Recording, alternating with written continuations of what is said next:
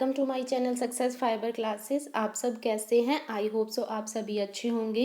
तो आज की वीडियो काफ़ी इम्पोर्टेंट है, खासकर जो एस्टेट एस्पिरेंट्स हैं उनके लिए, क्योंकि कहीं ना कहीं उन्होंने अपनी एग्ज़ाम डेट को लेकर मतलब बहुत ज़्यादा उनके मन में ना एक हलचल सी मच रही है। ठीक है, जिस वजह से वो एक प्रॉपर अपनी जो स्टडी होती है वो कर नहीं पा रहे हैं।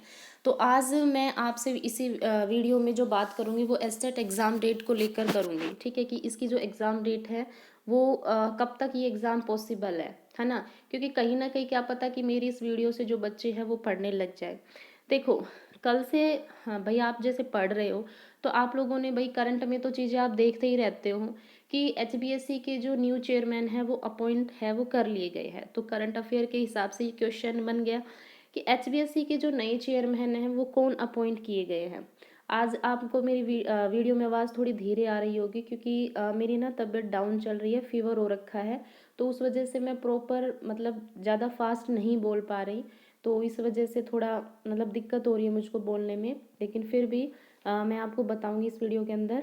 ठीक है, तो देखो, एचबीएससी के जो नए चेयरमैन अपॉइंट हुए हैं वो कौन है? पवन कुमार। ठीक है, पवन कुमार जो थे मतलब जो पवन कुमार हैं ये क्या है, जो चरखी दादरी के अंदर जो पीजी कॉलेज है वहाँ के ये पहले प्रिंसिपल थे। लेकिन अब इनको क्या है, एचबीएससी का न्यू चेयरमैन है वो अपॉइंट कर लिया गया है। ठीक है, पहले जो चेयरमैन थे एचबीएससी के उनका क्या था, जो परमानेंट चेयरमैन होते हैं तो उनका क्या था कि टाइम पीरियड कंप्लीट हो चुका था। तो उस वजह से क्या था कि फिर जो एचबीएससी में जो चेयरमैन की पोस्ट थी वो क्या थी, खाली थी। ठीक है, तो उस खाली पोस्ट पर एक टेम्परेरी चेयरमैन को अपॉइंट किया गया। ठीक है, लेकिन जो टेम्परेरी चेयरमैन होते हैं वो एग्ज़ाम कंडक्ट नहीं करवा सकते। ठीक है, तो क्योंकि भाई एस्टेट का एग्ज़ाम तो एक बड़े उसका एग्ज़ाम होता है। तो क्या उसमें ना क्या होता है कि जैसे साइन वगैरह होते हैं, जो चेयरमैन के साइन है वो ज़रूरी होते हैं। लेकिन वो जो टेम्परेरी चेयरमैन थे, तो अब क्या है कि एचबीएससी का फाइनली चेयरमैन अपॉइंट कर लिया गया है पवन कुमार। ठीक है, तो अब क्या होगा कि आपका एस्टेट का एग्ज़ाम आपको जल्दी ही देखने को मिल जाएगा। तो जल्दी आखिर कब तक, मतलब कब तक ये आज आपका एस्टेट का एग्ज़ाम है वो पॉसिबल है? देखो, पवन कुमार जो हैं उनका एक इंटरव्यू आया था न्यूज़पेपर के अंदर। तो उस न्यूज़पेपर में इन्होंने क्या अपने इंटरव्यू में क्या बोला है कि अभी रिसेंटली क्या है कि 10th और 12th की वो चल रही हैं, परीक्षाएं चल रही हैं, है ना। एचबीएससी में जैसे आप लोग सभी जानते हैं, एचबीएससी हरियाणा बोर्ड की यहाँ पे 10th और 12th की परीक्षाएं चल रही है। ठीक है, तो 12th की जो परीक्षा है, मतलब जो 12th है उसका जो लास्ट एग्ज़ाम है वो 2 अप्रैल को मतलब ख़त्म होगी वो। ठीक है, तो इसमें क्या है कि आपने देखा भी होगा न्यूज़पेपर में आप लोगों ने कि बहुत सारी चीटिंग्स चल रही है। तो उन्होंने बोला है कि इन चीटिंग को रोकना हमारी पहली प्राथमिकता तो ये है। ठीक है, तो मतलब अब तक तो आपका एग्ज़ाम कंडक्ट नहीं हो सकता, तो मार्च को तो आप वैसे ही भूल जाए, क्योंकि 2 अप्रैल को तो एग्ज़ाम है वो ख़त्म होगा। तो मार्च तक तो आप भूल ही जाओ कि मार्च के लास्ट तक आपको एग्ज़ाम देखने को मिलेगा, है ना।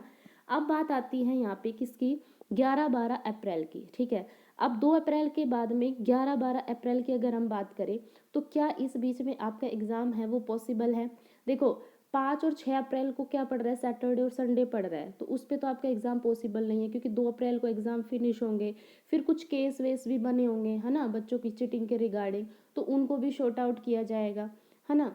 तो आपका एग्ज़ाम ये पॉसिबिलिटी मैं बहुत कम मान के चल रही हूँ कि 11-12 अप्रैल को हो सकता है। ठीक है, क्योंकि अभी क्या है कि यहाँ से मतलब उन्होंने लिख के भेजा है कि 11-12 अप्रैल को क्या हम स्टेट का एग्ज़ाम कंडक्ट करवा सकते हैं। तो आगे से अप्रूवल जब आएगा उस डेट पे अगर साइन हो जाएंगे तो आपका 11-12 अप्रैल को एग्ज़ाम कंडक्ट हो जाएगा। अदरवाइज आप मान के चलो कि 11-12 अप्रैल के बाद जो आपका सैटरडे संडे आएगा तो हो सकता है वहाँ तक आपका 99% आपका एग्ज़ाम हो जाएगा। ठीक है, 11-12 अप्रैल के बाद जो आपका सैटरडे संडे आएगा वहाँ तक आपका एग्ज़ाम है वो 99% है उस पर रखा जाएगा। ठीक है, 11-12 अप्रैल के लिए अभी यहाँ पर मतलब क्या है कि वो डेट सेंड की गई है। ठीक है, वहाँ पे मतलब जो भी कार्यकर्ता है उन्होंने क्या है कि 11-12 अप्रैल को लेकर डेट सेंड की है। अगर उस पर साइन हो गई तो 11-12 अप्रैल को आपका एग्ज़ाम कंडक्ट हो जाएगा। अदरवाइज आप मानकर चलो कि 11-12 के बाद जो सैटरडे संडे आएगा उस पर तो आपका होगा ही होगा। ठीक है, और अब ये जो एस्टेट का एग्ज़ाम है ये बहुत इंपॉर्टेंट बन जाता है। क्यों? क्योंकि इस एस्टेट एग्ज़ाम के बेस पर आपकी हरियाणा में भर्तियाँ निकलेगी। ठीक है, जिसमें आपके टीजीटी की मतलब वो स्क्रीनिंग जो होते हैं वो कराए जाएंगे। तो इसलिए बहुत से एस्पिरेंट हैं जो एग्ज़ाम डेट को लेकर उन्होंने इतना ज़्यादा मतलब हवा बना रखा है कि उन्होंने अपनी पढ़ाई को ही रोक दिया है।